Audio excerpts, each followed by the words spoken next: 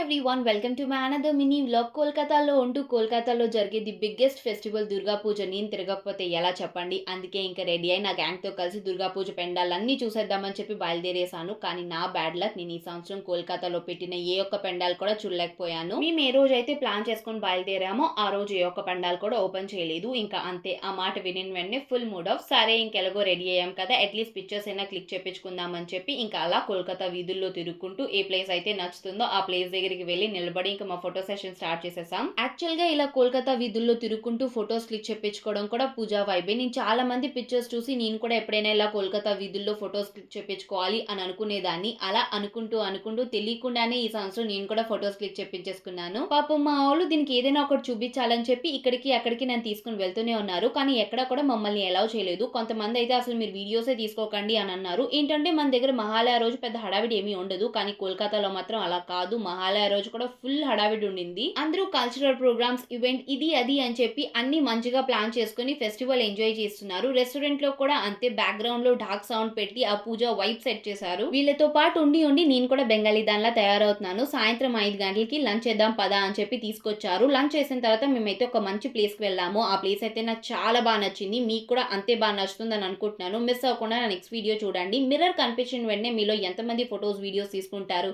మేమైతే అస్సలు మర్చిపోకుండా తీసుకుంటాము. సరే మరి నెక్స్ట్ వీడియో కోసం వెయిట్ చేయండి.